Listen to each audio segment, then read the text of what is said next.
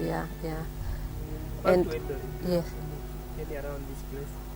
yes, we do. I actually created awareness in this particular community, and so far I have like around 6 farmers within this particular place. Yeah, and we also have some at Kapseret. We are quite a number now, and we came up with an idea of starting a cooperative society whereby quail farmers in Eldoret would come together so that they are able to strategize on the the business, so that they are able to sell their products and also be able to advise each other on the management of the same.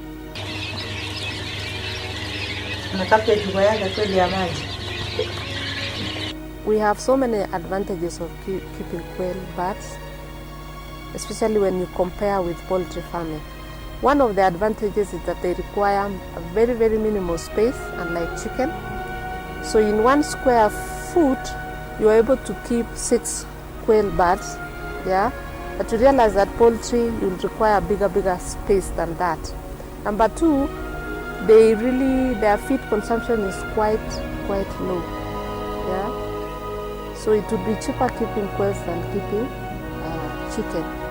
Another advantage is that they are very much resistant to diseases, unlike chicken. You realize that when you're keeping chicken, you have to keep on, vaccinating the birds on a regular basis. But for this one, so long as you maintain good hygiene in your facility, you'll have no problem of diseases. They are very, very much resistant. Yeah. Another advantage is that they mature so early. When properly managed, these birds mature on the 6th week.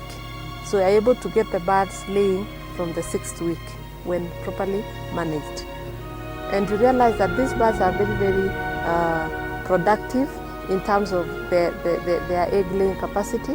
They usually lay between 250 to 300 eggs in a year. Yeah, so they actually lay on daily basis. Yeah, so those are actually the advantages of keeping these birds. Yeah, and we also realize that the meat is a delicacy. It's very, very nutritious and very sweet. Of course, white meat and low cholesterol levels in them. But the biggest advantage that we have, and this is through research, although we have people still disputing the same, you realize that these eggs have medicinal value, the eggs themselves. And it has been found out that they actually improve or rather boost the immunity of a person. And most of the time it has been found out that they usually, you can use the quail eggs to treat blood pressure, diabetes, digestive disorders, even HIV. It actually boosts the CD4 cells counts, yeah, and also improving your memory, rejuvenating your body. Like when you're getting old, you can take these eggs and they rejuvenate your body. Yeah, so they are actually very, very good eggs. They have healthy benefits. Yeah. That's based on research. Based on research. Yeah, based on research. And this has been done even in Thailand. Yeah, research has been done and it has been found that they actually treat quite a number of diseases because they have a lot of minerals like calcium, potassium and all those. So they have many benefits. Many Yeah. There are many people around who want to feed on eggs Yes. because of perception Yeah. and the culture that they have come up with. Yes. How do you cope with such perceptions and challenges? Yeah, of course.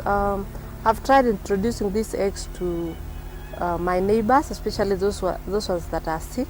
They're under medication. Yeah. And I just tell them, these eggs, try these eggs, they are good for this and that. But sometimes you find some telling you that, these are snake eggs, when they look at the color and the shape, And I really try to talk to them that, these are eggs from these particular birds, and it's like a God-given thing. And by the way, this idea is actually in the Bible. If you read Exodus 16:11 to 16, you realize that God gave the children of Israel these birds, yeah, for manna. So what does that tell you? It means that they have a big, they have they have an health benefit in a way, because you realize that after the children of Israel eating these quails, they didn't get tired in the journey, they really got rejuvenated, they got energized, and they moved on with their journey. Yeah. So it's actually an interesting thing. They are really very, very beneficial. So what I've always tried to do is just to encourage them to take these eggs, and by the way, you are able to take these eggs in different forms or in different ways. Like for people who are able to swallow the egg, then they can do it. You just break the egg, get the yolk in your glass or whatever, and then you just stir the whatever, and then you swallow. If it's not palatable, then you can also blend the whole egg. You just wash the egg, you put it in the blender together with the fruit, whatever, whether it's a mango or a passion fruit, whatever, then you blend together with the egg, then you just take as juice. Very, very nice, yeah? Because it's found out that if you're treating a disease, these eggs become more effective when you take it raw, yeah? Sometimes you can also cook it with you can cook it with pancakes or even chapatis. You can even fry the egg, yeah, or even boil the egg. There is no problem. What happens if you fry with another egg? The chicken. I don't know. I've never tried that. So you should fry it alone. That, yeah, you do it alone. Yeah. But the advantages again of the eggs is that they usually have low cholesterol levels, unlike the ordinary chicken egg.